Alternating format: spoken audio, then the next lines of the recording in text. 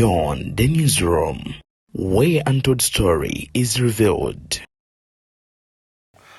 Bireete media beyond the newsroom gwe mkutu semakutu kwoli gwe mulungi andaba atera ngoberera mu bitundu by'eggwanga lya Uganda ebyenjawulo ate namwe abali wabweru w'eggwanga amaji wa His Excellency Robert Kyagulanyi Center mulabe bituse ku Bobi Wine Banjomani kwoteeka Erin Kayemba baganda ba Bobi Wine babadde bagenzi okubanga balambula ku mukyala we Bireete Kyagulanyi wali eri mu maka gaabwe emagere nkugambye ebivudde eyo bwe pompa ona kimu kiwoomya nakabululu olunaku olwalero ate omuwabi wa gavumenti amaze okubeera nga yeega ebuvanjuba ne bugwanjuba ewaka wasigalawo ewasinga. Beyond the newsroom gwe mukutu ogukuleetera ekyo ekisinga katiranga naffe ng'oyita ku noti 771 44 53 ne noti 744 26 45 na bino bikulu tetulanga bafere tetulanga basawo ba kinnansi n'abagwa mu koowa eryo mwebale kutuwagira.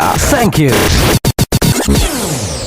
okubeera nga yeegaana bo nga gavumenti bagamba nti deputy president w'ekibiina ki NUP newankubadde nga bakwatibwa ba byakwerinda tebamulina era mu buduukulu bwabwe obumanyikiddwa mu mateeka taliiyo. Ani oyo ye maama Rina Zedriga oyo nno nga deputy president wa NUP ow'Amambuka.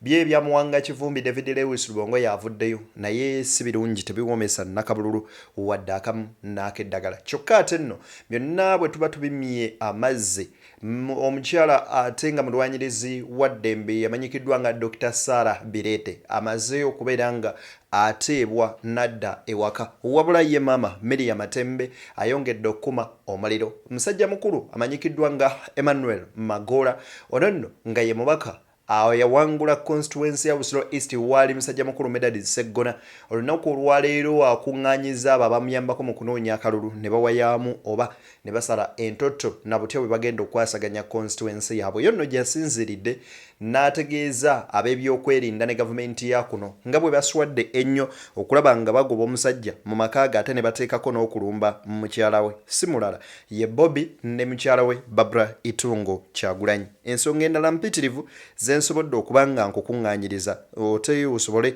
okubanga munywanyi ozitegeerera ddala bulungi nnyo nnyini ddala. Minisita Chris Baryomunsi oyo naye taluwonye kyokka bannayuganda wabweru w'eggwanga beekalakasizza. Nze Deni aliwo okubeera nga nkuweereza n'okuwa ensonga nga bwe zitambula mu ggwanga lya Uganda kwoteeka ensi yonna nno okutwaliza awamu. Wano nno saagala asukkawo wabula okuba nga nkuwa obuwi obutambi buno wabula n'obwombeefu obw'ekika ekya waggulu. Njagala okusaba nti vidiyo eno osooka ogimpere like wajwa like ejja kudduka emisinde mingi etukwekubulisa ekintu mwasobola okuba nga agifuna ate era mu ngeri y'emu naawe nga guno gwe mulundi gw'ogusoose okutulaba. Njagala okukusaba otwegatteko mu butongole ng'osubscribing nga ku mukutu guno. Emboozi mpitirivu zenkuleetedde ziweetaaga okuba nga omanya wabula ne ku mukutu gwaffe ogwadde ne exclusive naye waliyo ensonga ziweetaaga okumanya.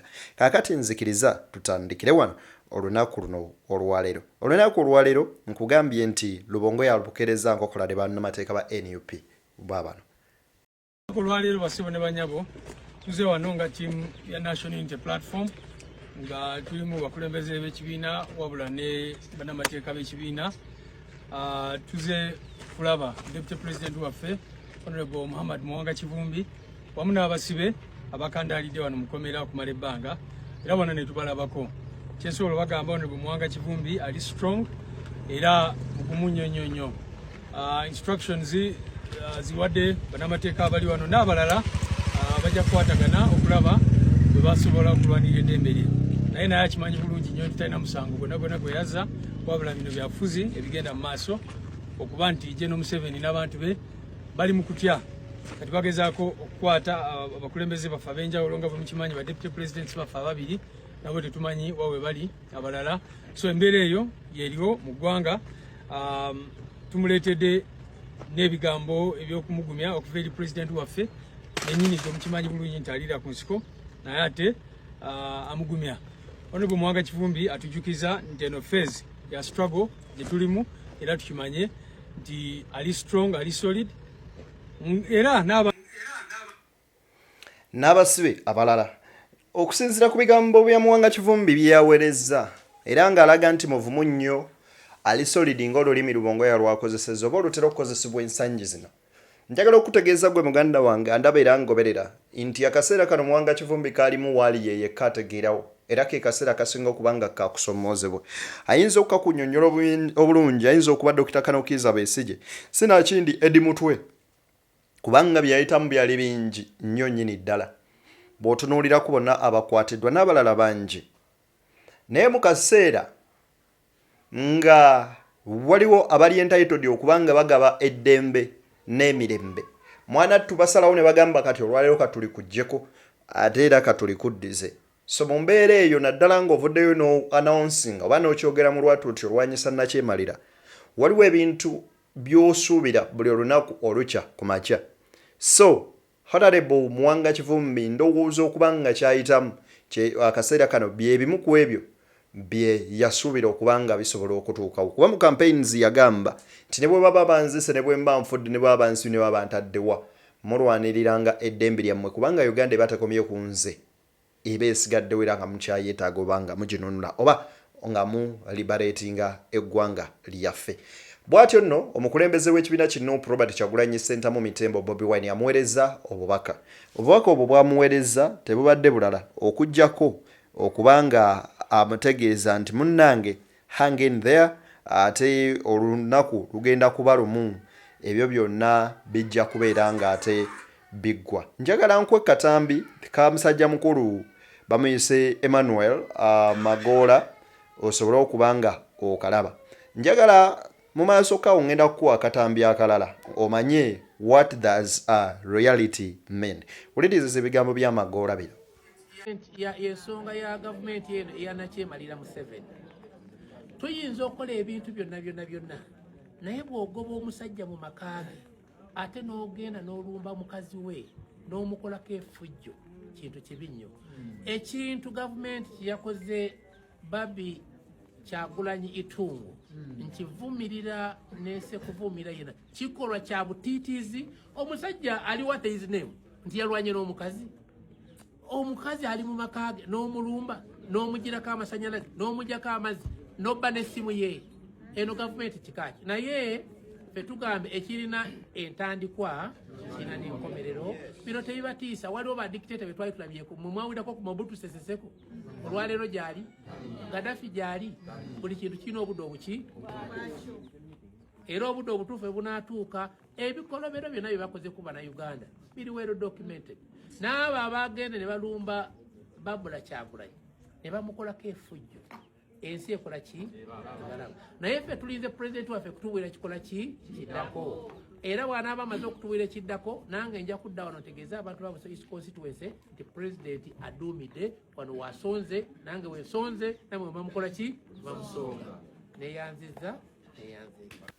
Magoola agamba nti kya buswavu okera ku makya n'olaba ng'abo abasajja ab'ebyokwerinda bakola effujjo ng'eryo ku mukyala nga Barbara Itungo Kyagulanyi. Kwegamba mu byonna mu bufunze avumiridde ekikolwa ekyo, wabula n'ategeeza nti ekintu kyasinga okwesiga akankoppako ndowooza andaba nnyo Magoola. Tomona baseekalakaawo ku kifo kye ekimu awo mu bitundu by'ekavule naye yannyumira andaba nnyo. Magoola n'agambye nti obudde, yes I believe in time because buli ekibeerawo mu nsi Katonda yakipimira obudde. Gwoyinza okwebuuza lwaki abaana ba Isirayiri baabonaabona, they struggled, they suffered, but God delivered them from the land of Egypt to the promised land purposely. He wanted to show them that He is the God, the Alpha and the Omega, the starter and the finisher. Katonda omutandisi era omumaliriza w'ekintu ky'aba atandise. Oluusi obeera mu mbeera ey'okusoomoozebwa naye nga Katonda yagadde akuteeke mu mbeera omanye nti ne Katonda gy'ali. So akadde ak'okuggyako gavumenti eno kanaba katuuse nga Mungu asazeewo nti erina okugenda, mwanattu tekyetaagisa mukubira mu ngalo. Kuba bwakya bwe buti aliko ng'amaamuddeko Milton Obote Obote yali mu w'amaanyi ng'agamba akakanyarwanda tekalina kye kayinza kunkola. But what happened? It is the same story to Kyagulanyi, whom they call an artist, a musician, a comedian, an actor. Essaawa y'olunaku olwaleero, he became a hope for those who seem to be hopeless. Those who had lost their hope, now he's the hope and the only savior they are looking at. Anyway, Banjomani ne baganda be bino bibadde bigambo byabwe. Amagye ne poliisi gakyalemedde maka ga Bobi Wine era babalemesezza okulaba nga balaba mulamu waabwe. Babi ulereza wano Mick Wine atugamba ki? gundi emotoka muzikebedde kakati gundi kale mulinde tubaddire nafuuka mulinde tubaddire. So nze mbeera ndaba nga si kya buntu if omuntu eyeesimbayo presidential candidate asobola okubeera nga adduka bw'atyo okitegeera. Just imagine a normal human being. Kino nno kigenda eri mwe abantu be bayita bamwana yinki nti olaba Kyagulanyi. First of all, he was a big celebrity all over the world. He is a presidential candidate. Nenga ali bwatyo ate kugunire kyannenyamiza era kinnenyamiza leero okubeera nga tutuuse wano nga tulowooza ebigambo byabwe bye bayogedde bye bituufu naye ate nga bicontradictinga n'ebikolwa ebiri ku kifo nti nze muganda we olaba sisobola ku accessinga n'amakage oba mwali oba taliimu. Kati ekitegeeza baateesiga kati essaawa ne balina obuyinza ku makage ne tukubiriza ne bannayuganda mwenna nti ekikyamu kiba kikyamu ekikyamu kiba kikyamu. Bigambo bya Mick Wine agamba nti bafunye okusomoozebwa bagezezzaako okukola buli kimu okulaba nga balaba Babi. Poliisi amagye babalemesezza nga babagamba mudde eri mugende eno mudde eri mukolewo emiti okutuusa lwe bagambye banywanyi ewannyo ewaawo katuve ku basajja olaba mmwe baateesiga mmwe muli mu makaage. Kyokka ate ffe abantu abandi badde batuuka mu makaage ne twogera ne mukyala we mu mbeera yonna gye bamuyisizzaamu bakulaga essaawa olunaku olwaleero nti tebaagala muntu yenna agendeyo. And they are the same people abajja ku mpewo ne babagamba Kyagulanyi gyali mu makaage lwaki tagenda naye lwaki mugende mulaba bataliiyo bikoze bitya n'ebigambo ebirala ebiringa bwe bityo. Byonna bye tulira bye boogera tuli wano mu kamera nga tubategeeza bannayuganda mwenna omukulu Robert Kyagulanyi Ssentamu talina ddembe lye era tetumanyi waali nga tetukkirizibwa na kuyingira. Abali munda mubawulizzaako bakyalina ku mmere Babi yatutegeeza luli nti ebyokulya tebakyalina bali mu mbeera ki? Abali munda omanyi buli wolaba omuntu ng'azze ku geeti yo wabeerawo ekimuleese. Ekisookera ddala batukubidde tebalina byakulya ne twekwanyakwanya. Embeera si nnungi ku buli muntu ne twekwanyakwanya ne tutuuka wano. So baba batuganye okuyingira tuba tulina ekyokukola.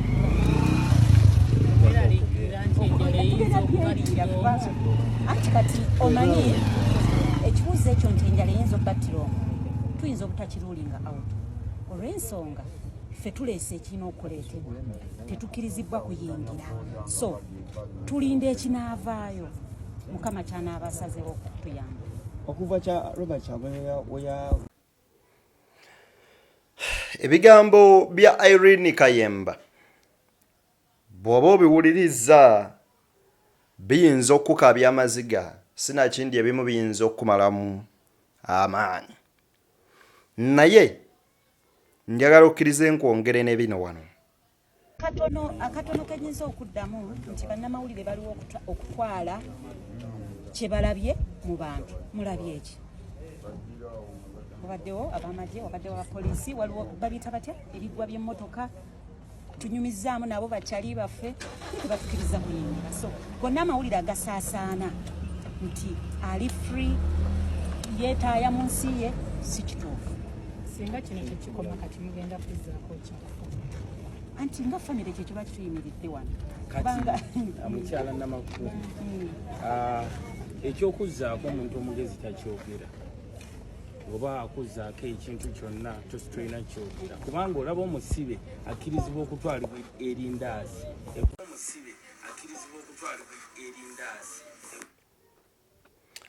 olaba omusibe akkirizibwa okutwalibwa ekyokulya kati ate olwo omulamu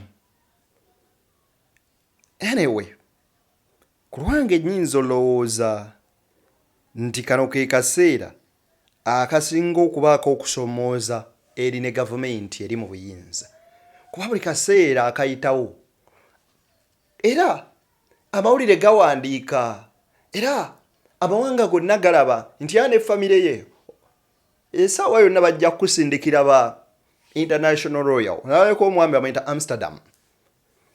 He's an international constitutional lawyer. Era nga ye agamba mwetefutefu kuyingira mu nsonga za Kyagulanyi Ssentamu. Anyway, ye ate munnange bakyaswala abakulu bano. Ekituufu kiri nti balabika tebakyaswala. Nkwongere wano Bobi Wine. Buli ku makya n'ekiro. Nene bwoba mpozi ng'ogikwatidde from a distance ne bwoba oyagala okugira esimu bw'otyo okukola era ne kamera yagikutte yabadde yeewaka. Naye bugezaako okugira esimu bagiwanika waggulu nnyo nga bajjako n'amataala ekiro kati abaana nga b'omanyi abaana oluusi babeera bato ne b'oyagala okubakweka ekigenda mu maaso at the end of the day bamala ne bakitegeera naye ne kiba traumatizinga.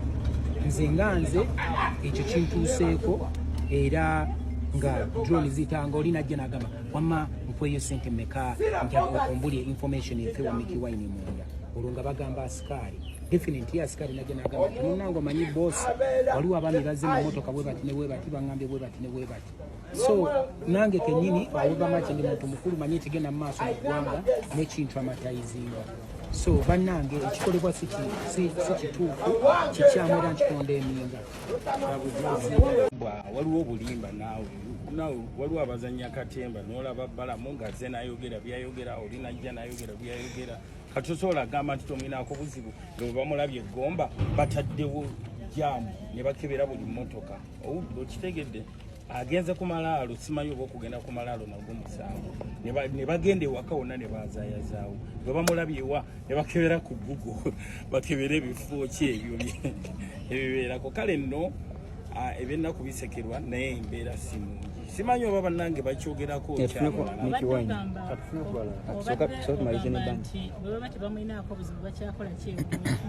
kiki kye bakyakolayo. They have no right whatsoever to be there and to refuse his people from accessing his premises. They have no right whatsoever. Anyway, Banjo man agambye tebalina buyinza bugaana famire ye n'abantu be kugenda mu maka ge kugalaba ne bano abantu tebaswala. Laba minisita wammwe bali omunsi Kyagulanyi ye yasaze mu kwekweka naye tewala mwagala dembe lye oba yagala kubeera mu lusuju oba mu nsiko oba wa naye gavumenti temulinako musango so kivuye ngoba yagala oba atidde ennyumba ye ekyo kike naye tewala munoonya naye tumanyi kyayekwese tujjako nti tetulina interest muye singa twabadde tumwagala nobwa tuli America tusobola kukyayo naye tewala mwagala so ayekwese ekifaananyi kye hiding from his own shadow so mubuuziza nembitamu mu luzungu bali omunsi agambye mbu tebalina bo kye beetaaza Kyagulanyi wabula kyagezaako okudduka kye kisiikirize kye just yeekweka kisiikirize kye he's just hiding him his shadow. How can someone hiding himself from his shadow and you keep on deploying heavy security at his home and denying his relative access to that home and access to his family or his wife and other relatives in the house?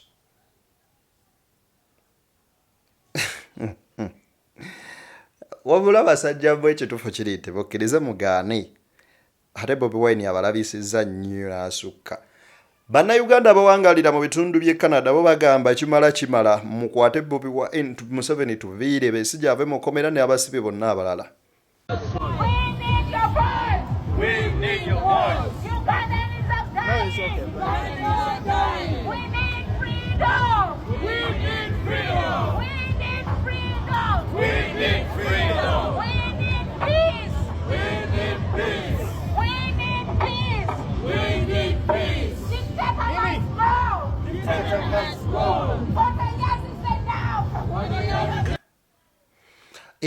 Kimala Museveni agende bannaye Mungu tuyambe musajja mututwalire. Bye bigambo bya bannayuganda bye bakozesa oluuyi olwo. Omukyala anyway Nubian Lee final amaze n'alangirirwa nga meeya wa Nakawa division. Lop Juruson Besekezi amaze essaawa close to 48 hours ne bali mu ezo nsubuga ne ttiimu ya Nubian Lee endala nga tebannaba kukwata yadde munnange ku mpeke ya tulo. Bwe atyo Ssenyonyi amyoyezayozezza ng'amaze olangirirwa.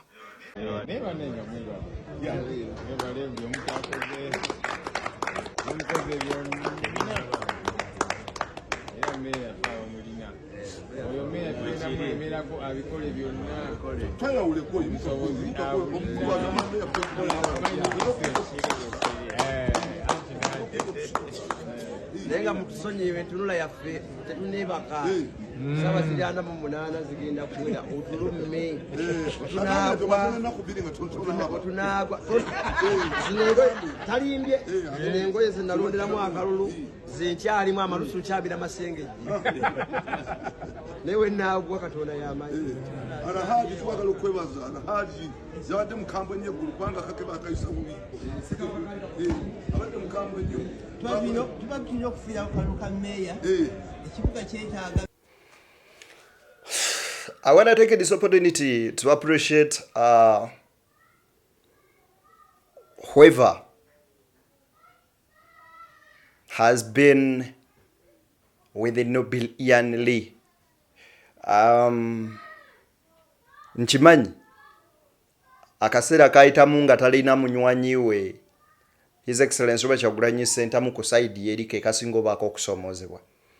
Wabawo omukwano afuuka ow'Oluganda, but Nubian Lee became a relative to Bobi Wine. Naye n'obugumiikiriza omwami obwe yakozesa n'okwagala kubanga bangi abaali mikwano gya Bobi Wine. Look at those Butcherman, Bashbag, Bani, bambetrayinga ne bakola buli kimu, but guy ya stickinga n'asigala ne mukwano gwe. Anyway, mwenna mbebaza olw'omulimu ogwo gwe mukoze, and we congratulate you Nubian Lee. Mama Sarah Bireete yateereddwa kankuwe ku bigambo bye. I want to emphasize the importance of rule of law and the due process of the law. I have always said that Article 23 of the Constitution is the most abused article in our Constitution. And I witnessed several incidences of abuse of that article in this process of 1 month detention. I will be explaining later the detail of what I want to do. Olunaku lwa leero Sarah Bireete aweereddwa bail okuva mu kkomera gy'abadde akulunguludde weeks 32. Wabula agambye ekyasinze okubeera nga alaba kwe kubeera nga eddembe ly'obuntu lityoboolebwa okutuuka ku serifaanana bweriti. Wabula atutegeezezza nti waakwongerako okutunnyonnyola ebirala bingi ate nga amaze okuba nga awummulamu. Kansooke nkuwe Mama Miriam Matembe, wuliriza.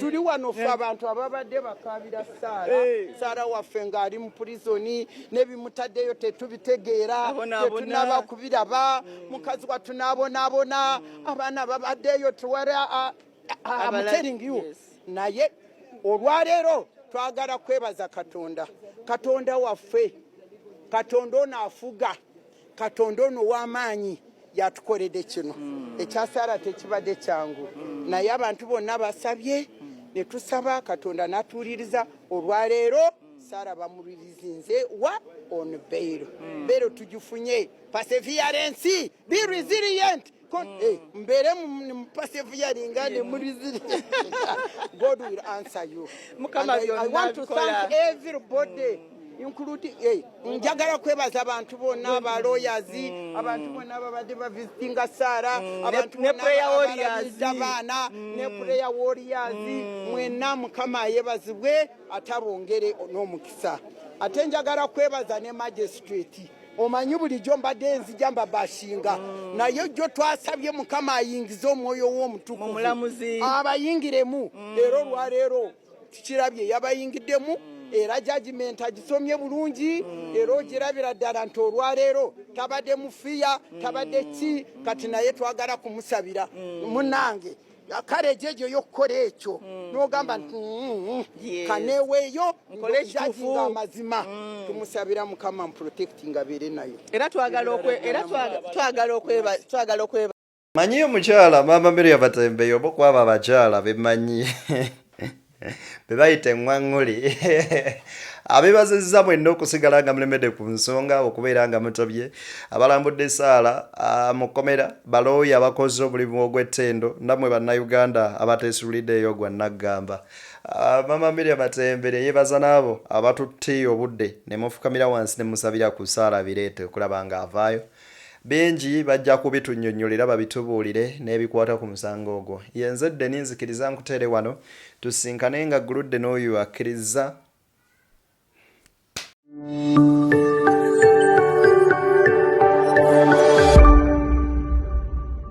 Beyond the newsroom, where untold story is revealed.